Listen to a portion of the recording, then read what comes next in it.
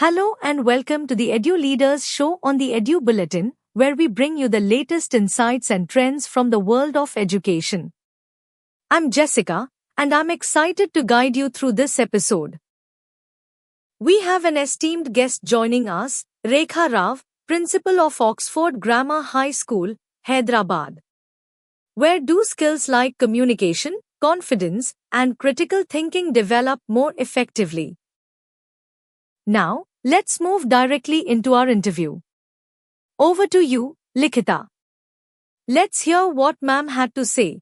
Good morning, ladies and gentlemen. Welcome to the Edu Leader Show 2026. Here we have with us CH Rekha Rao Garu, Principal, Oxford Grammar High School, Hyderabad. Hello, ma'am. How are you doing today? Hi, greetings. I'm going Lovely. good. So the first question is very interesting. On what basis parents should decide whether a school is good or bad? If you see at the end of the session, parents they keep on looking for new schools, and the first time the parents who are going to send their child for the first time to the school, they keep on looking for the first, which is the best school. Either they Google or something like that. What I feel is that parents first thing they need to know how far the school is. They should opt for the school which is quite near to them. At least during the till primary, number one.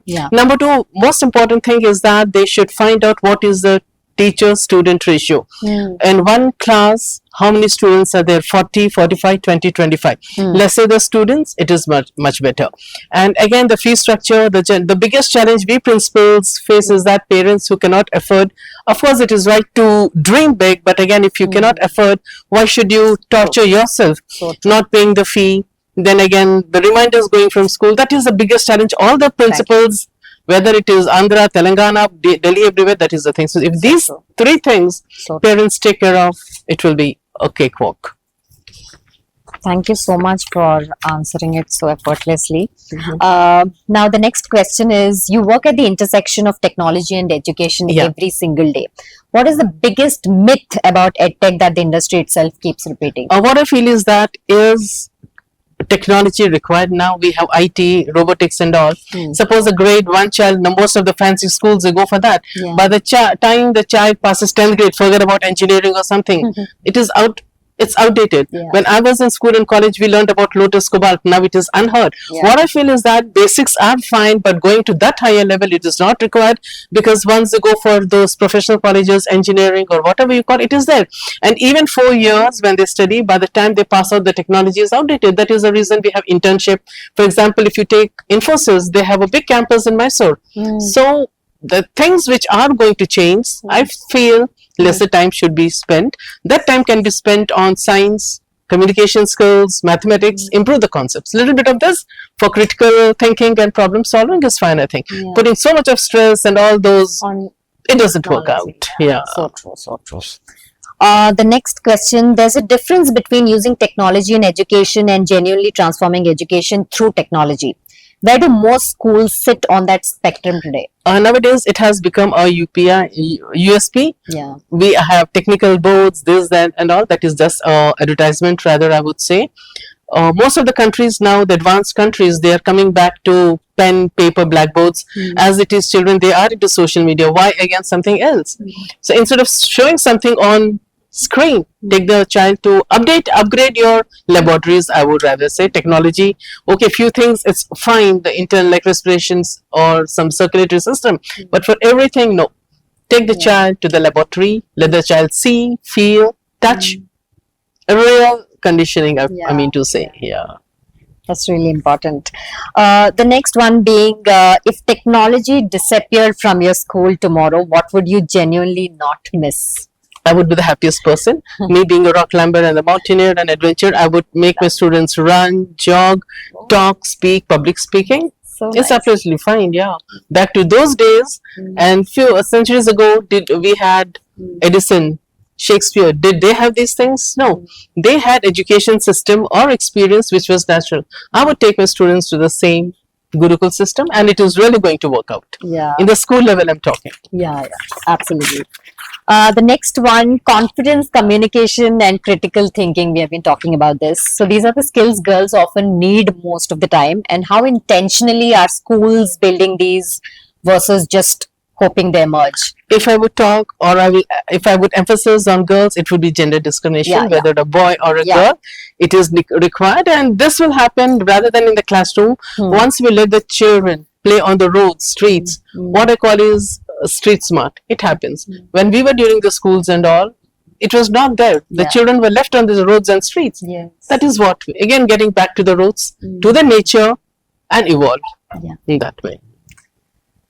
Okay, so one last question, ma'am. What has your community taught you about education that no training or degree ever did? It was always, I would say, my parents, they always let me do what I wanted. I wanted to be an NCC. That molded my personality. I did it. Again, rock climbing, mountaineering. My brothers, of course, they said no, but my parents encouraged. I did my courses in mountaineering, and that changed my personality. And whichever school I go, I add a dash of adventure into that. Yeah. So nice. So Here I would like to add something more than community. It is the role, encouragement, and inspiration of the parents which makes a big difference. true. So we'll do a quick rapid fire questions wherein you have to answer it in just one word.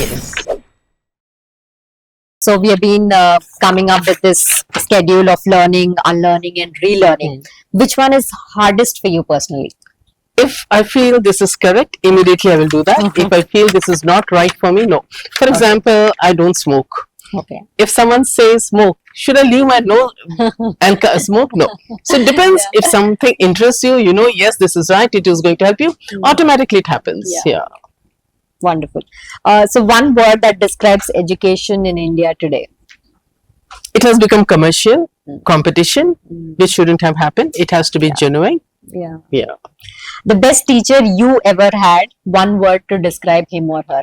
Economics professor, Dipali Roy ma'am. I still remember law of diminishing marginal utility. Ma'am, she's no more. I still remember her example of Rasagullas. She was from Bengal, and that is how I stay connected to her. Lovely. Technology in schools, do you think it is too much, too little, or just misused? Now it is overused, misused, because we want publicity, we want admissions. That's it. Okay.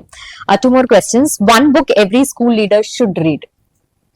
Shashi Tharoor being my favorite author, Write, RIOT, that is one of my favorite books. And again, Prodigal Daughter, that is one book, it really fascinated. And the book Sony, written by the author, that is one book. I would suggest Sony. It's a Japanese. Akio Morita is the author.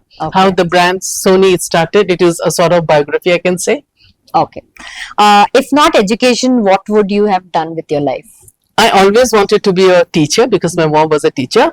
And again, profession is different. And for passion, I do so many things: rock climbing, mountaineering, then anchoring, then public speaking. That is different. But my main core is a teacher and educator. Lovely. No second thought about that. So much, ma'am. It Thank was you so lovely much. having you here. Thank you so much. Thank you for sparing your valuable time with us. Thank you for joining us for this enlightening discussion. We hope you found it as insightful and inspiring as we did. Save the number 72170701000 and send "Hi" on WhatsApp to receive daily educational news updates and inspiring interviews from the Edu Bulletin.